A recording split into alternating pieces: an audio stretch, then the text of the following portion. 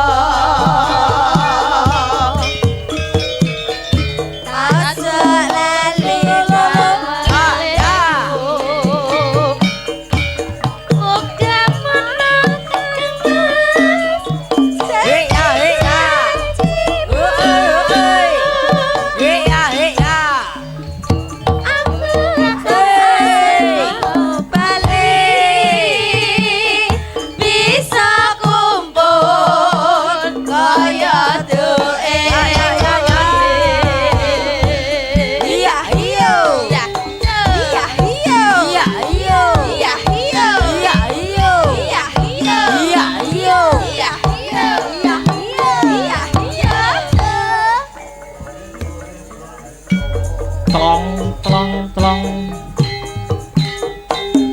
Hãy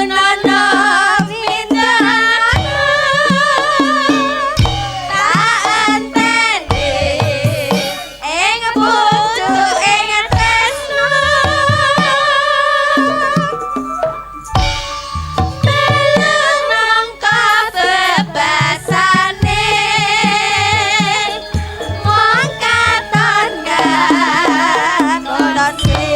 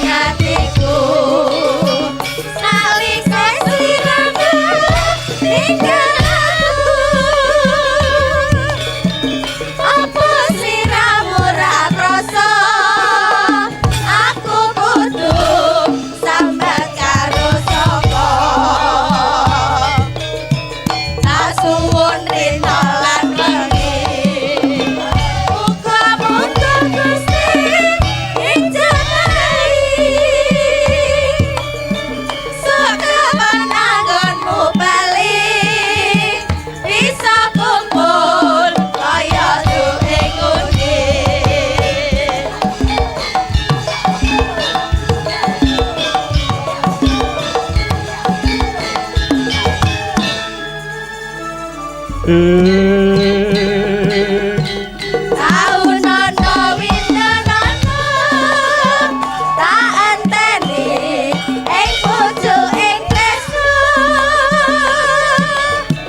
telung nangka bebasane wong katon katon siramu bae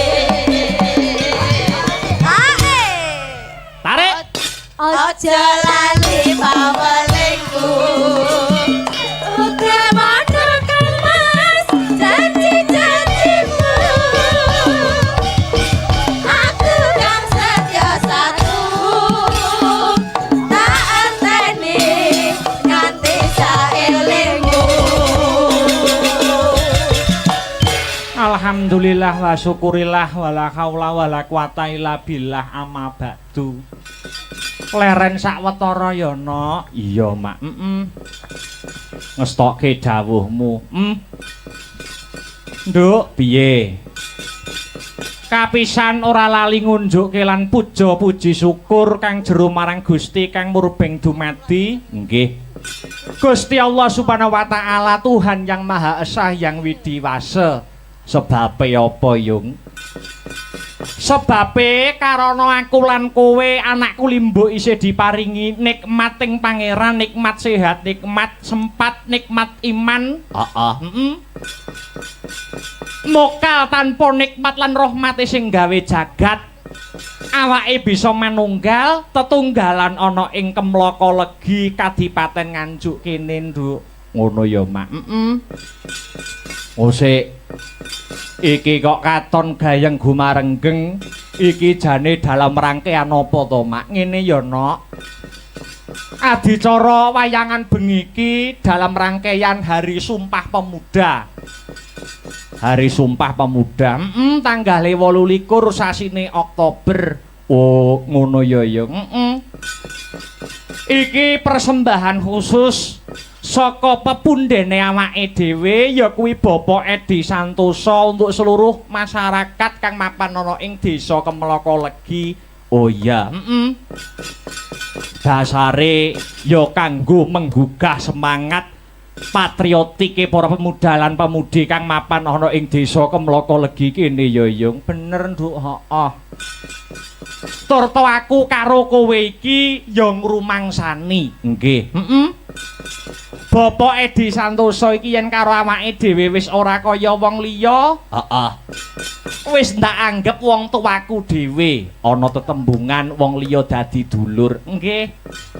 Pak Edi kuwi iya.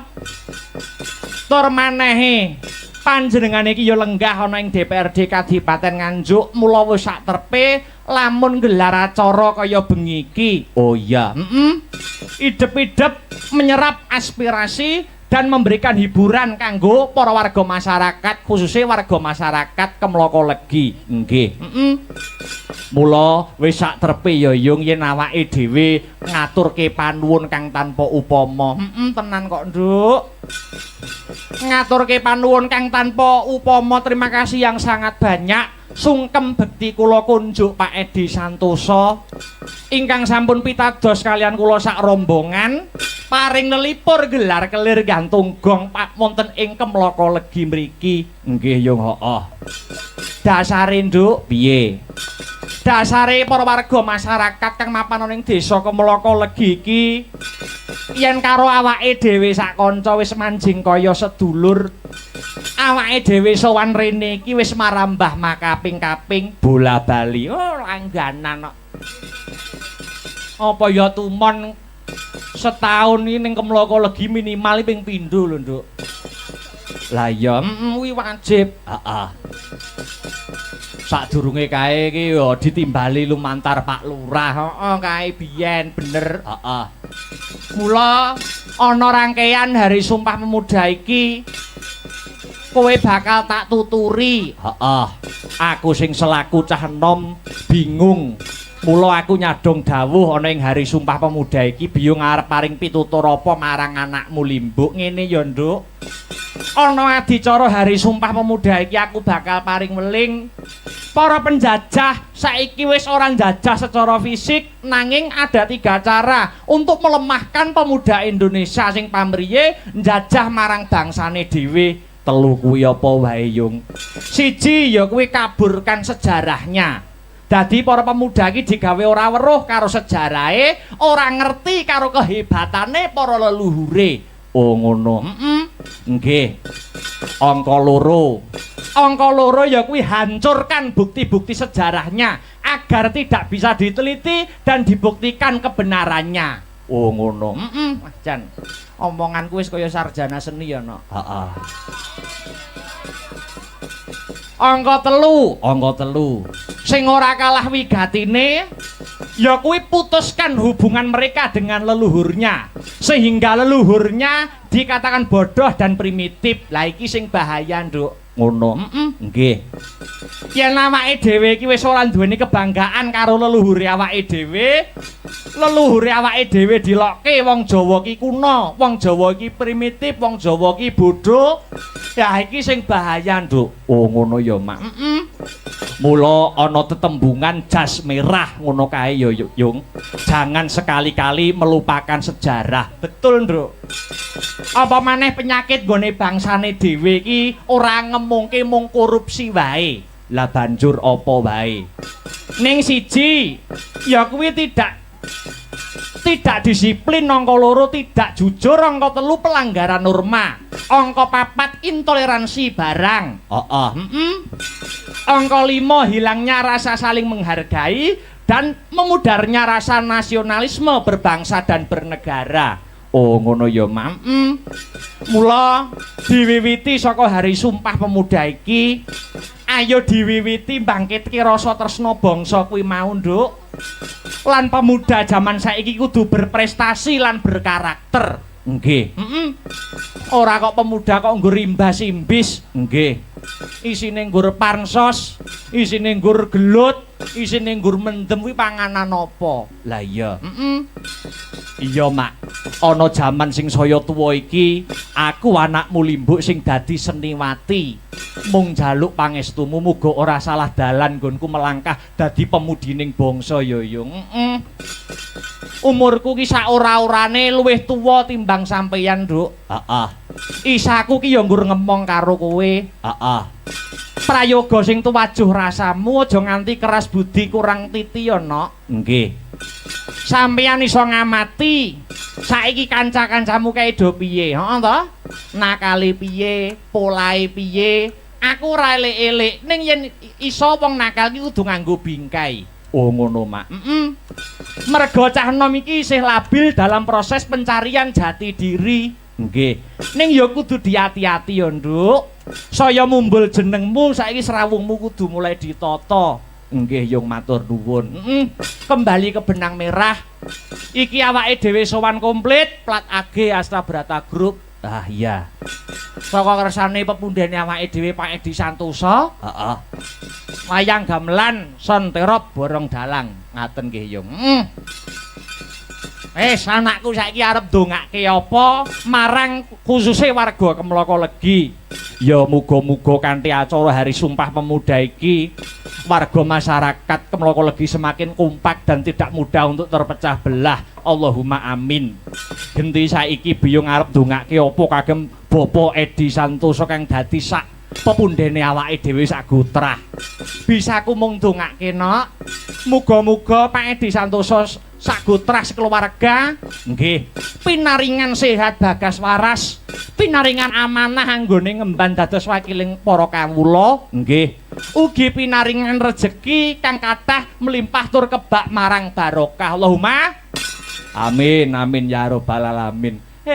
Jebul kae sing ndak anti-anti wis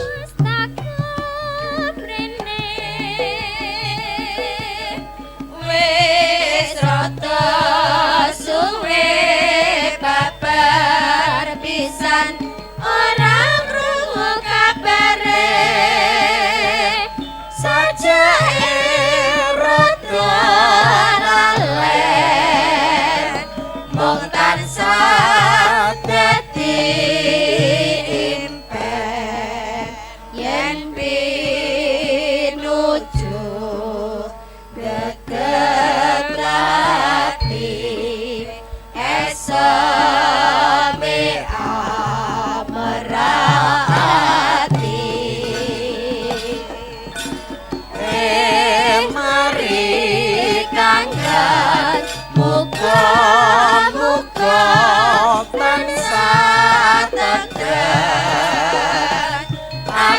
atiku dadi tentrem pamulat netra kang tajen mari kangen mulat sira netra tajen kajenika.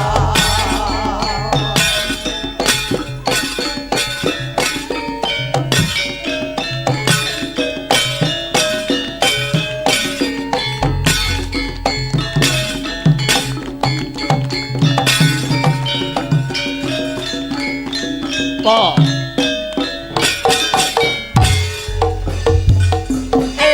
jebul kae sing tak anti-anti wis teko mrene wis rada suwe babar pisan ora krungu kabare sajake rada lalen wong tansah dadi impen yen pinuju greget lati SMA merati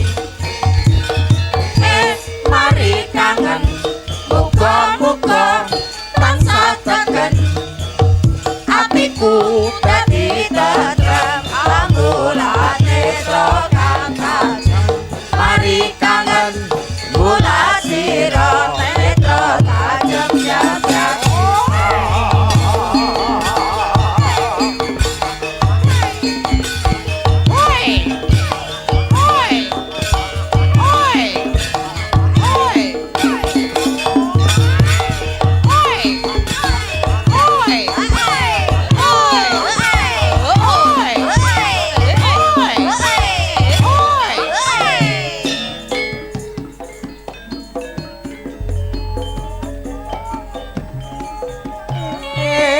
Jebul kae sing tak anti-anti wis teko mrene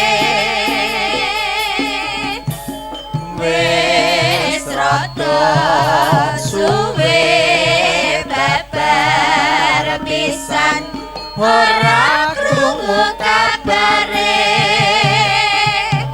sajake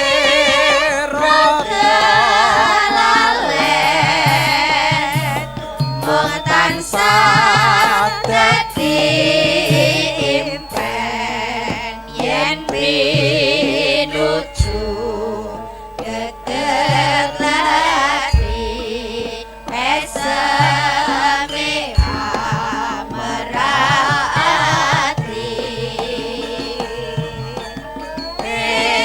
mari kangen muga-muga tansah tegen atiku dadi tentrem pamulat netra kang tajem mari kangen mulat sira netra tajem jajatika.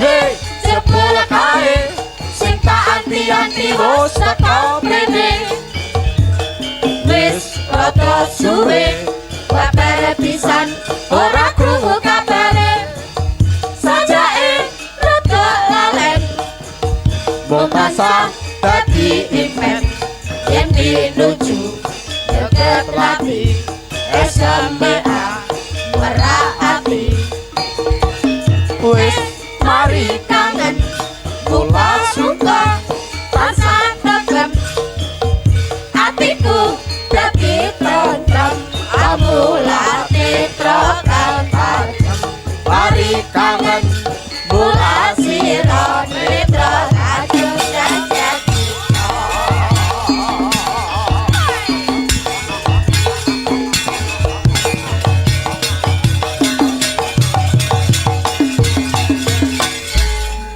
pagelaran malam hari ini juga disiarkan langsung lumantar via YouTube Astabrata Media. Oh ngono man. Tadi sing ora bisa kepareng rawuh ana ing TKP, ana ing lokasi bisa memantau lumantar HP ini dhewe-dhewe ngaten nggih yo. Wah penontonnya luar biasa. Wis tak titeni wit biyen. Mloko legi kok bar isaki wis ana wong lungguh ning arep panggung. Iya, selak kentekan nggon. Bakule ya kebak no. Bakule iki wis kong kali kong karo aku kok. Oh ngono, tenan. Wis tak wenehi rapal supaya bakule iki laris. Oh ngono, heeh. Apa ana rapale? Ana. Rapale wong bakul, wong dodol ben laris iki piye? Sluman-slumun slamet ya toh. Tolak sawat balindalan getih putih nyingkir, getih abang nyimpang, getih ireng meneng debok bosok leyak-leyok. Sing dodol Janaka, sing tuku Srikandi, laris-laris kanthi kersane ngalah. Angger kulaanmu 1000, ngedolmu 500. Met. Ayo bangkrut kuwi kowe.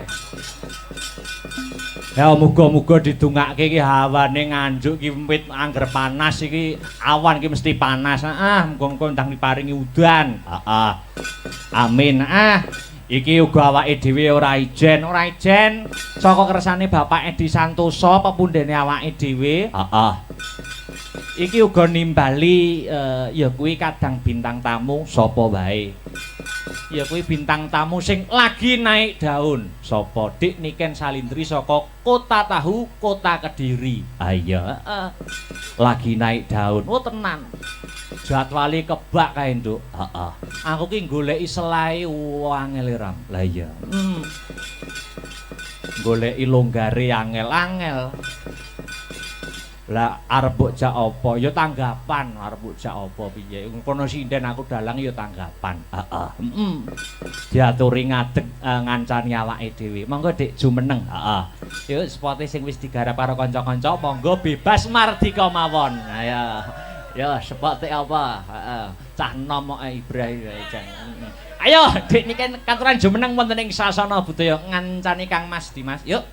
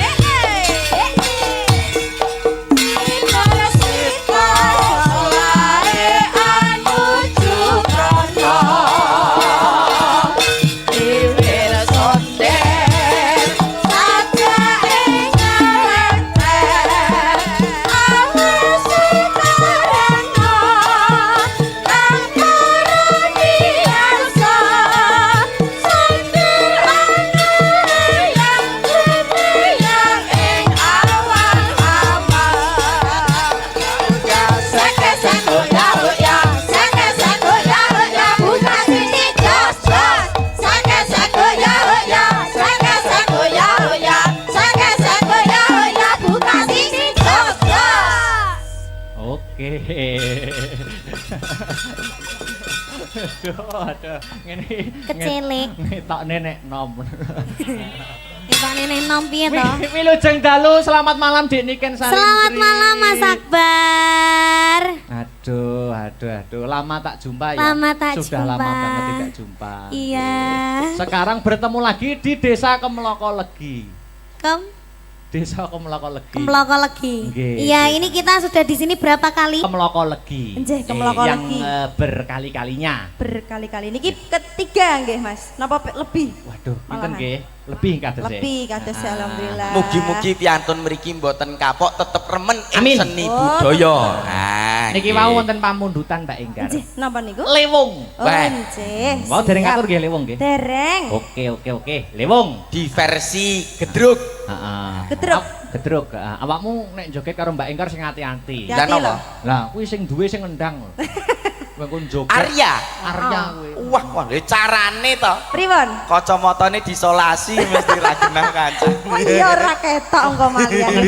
Ngendang karo kendange anu, gedhe kendange. Ora apa-apa ning Tenagane. heeh. Penting lah khasiat. Sate. Gede tenagane.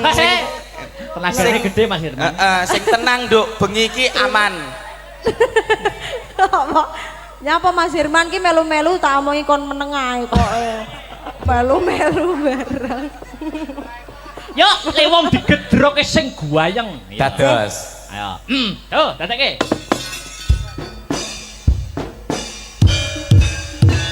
Iya, iya. Iya, iya. Iya, iya. Iya, iya. Iya, iya. Yo, ja ja ja ja. Iya, iya. Iya, iya. Iya, iya. Woi, ja ja ja. Awas.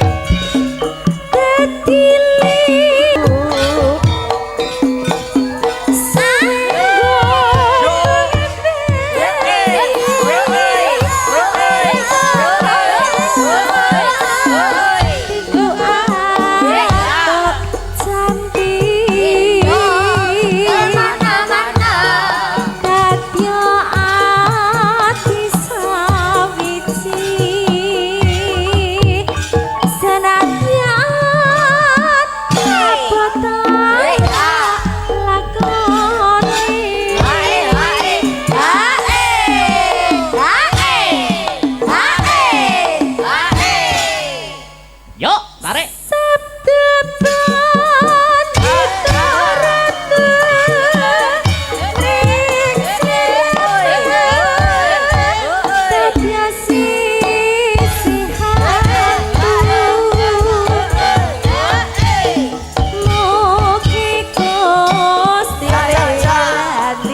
Tarik Mas Arya.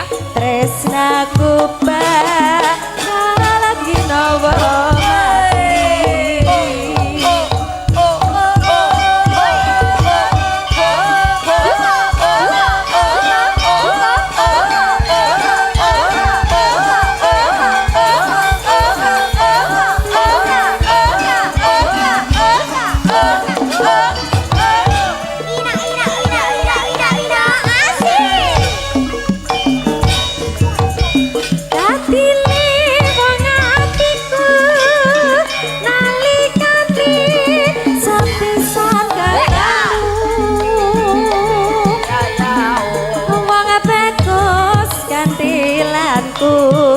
Godo ati rintan siang dalu inur benci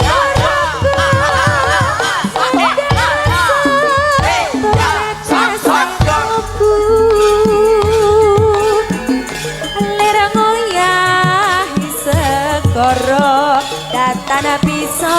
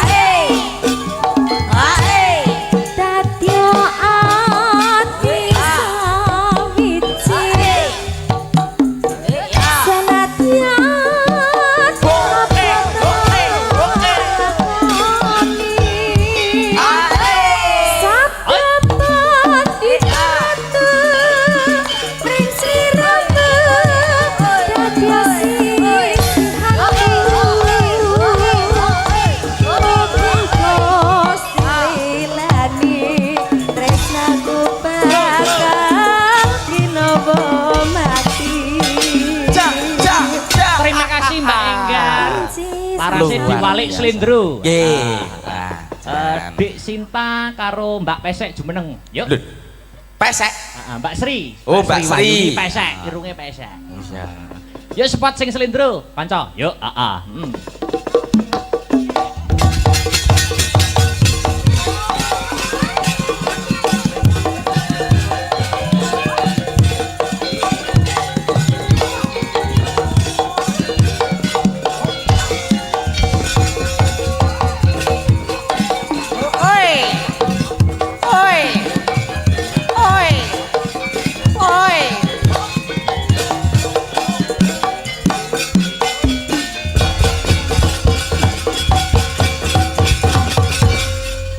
Mas Mio, Dun. wayang nut jaman kelakone. Nggih. Pokoke kabeh dirambahi. Lakone Nggih. kecekel, guyone kecekel, Anjing. lagu-lagune kecekel. Wah, luar biasa. Niku luwese pagelaran wayang kulit Mak Jange. Jadi penonton ki selirane Nggih. dewe-dewe. Ya sak bisane dalang. Nggih, Semampunya.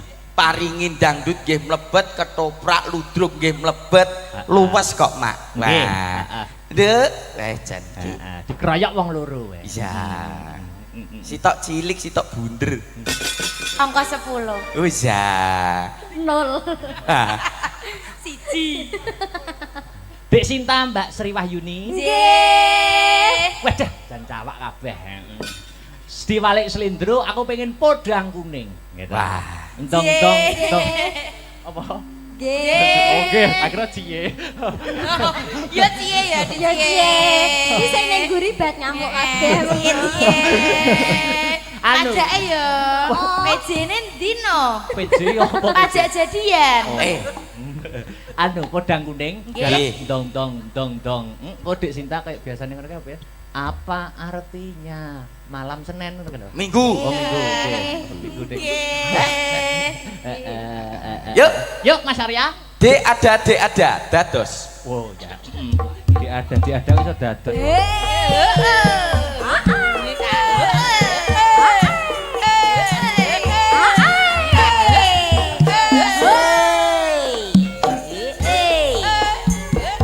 Apa artinya malam minggu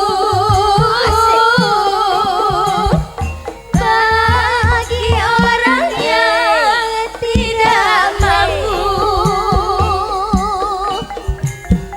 Mau ke pesta tak berkuah,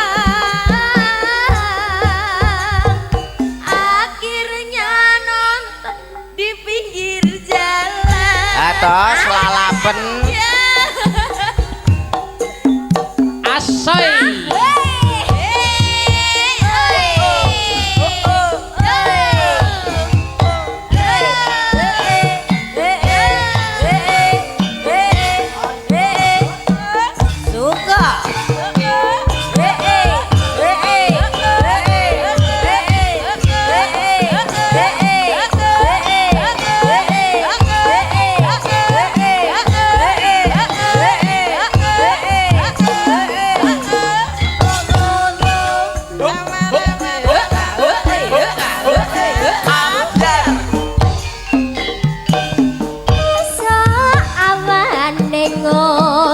Wis ora krasa keluyuran anggolek isih sayang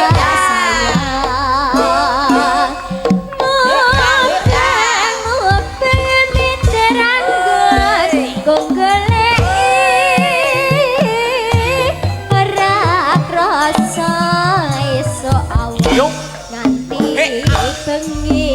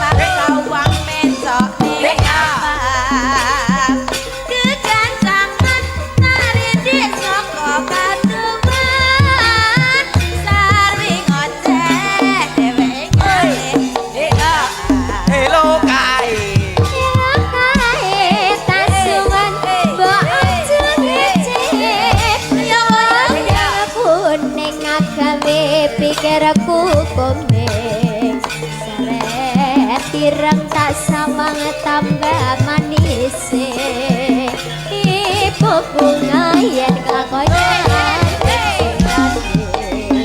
ora bakal atiku kagimbang liyan sira jangan tutut ati kebranan ora manjur atiku san saya dudru tasanane son mikat tulus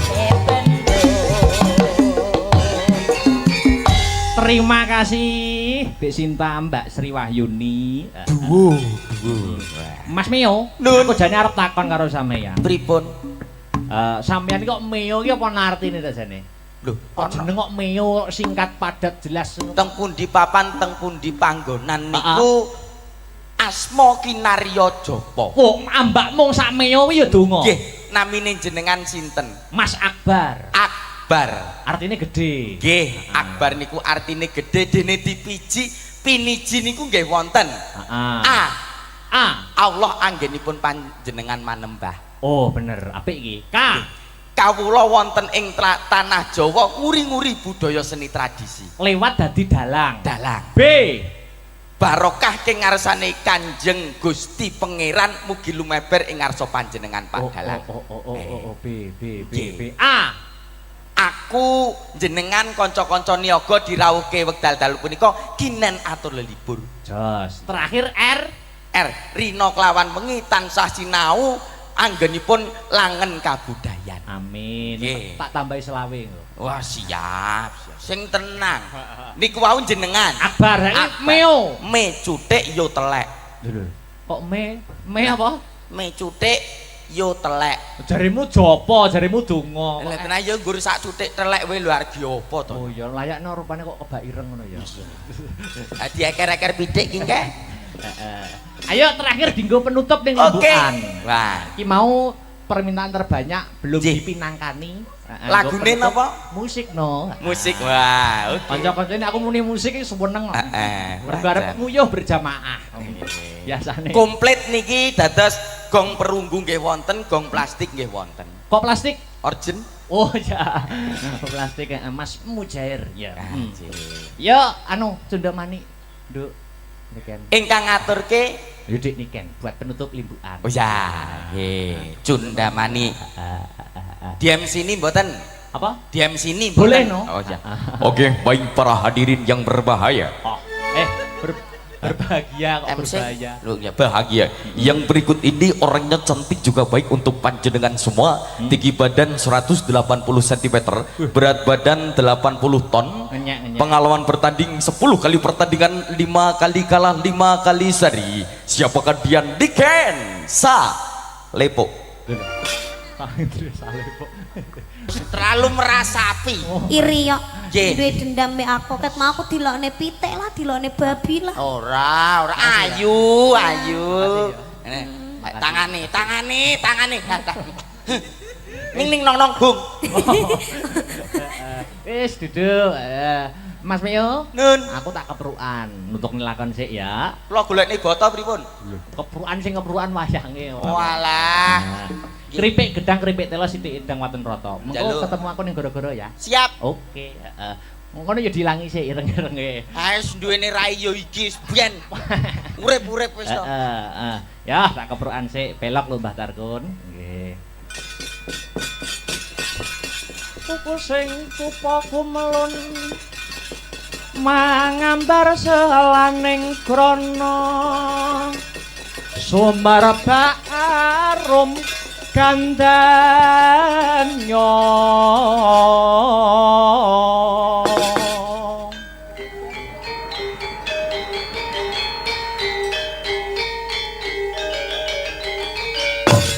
Ong gandanya sasmita jati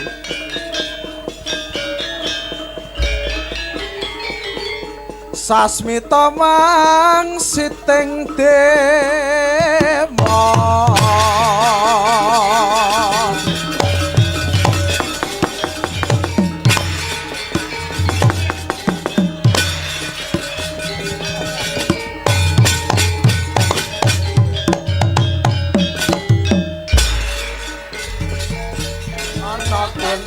berselanyo krono Jadranyo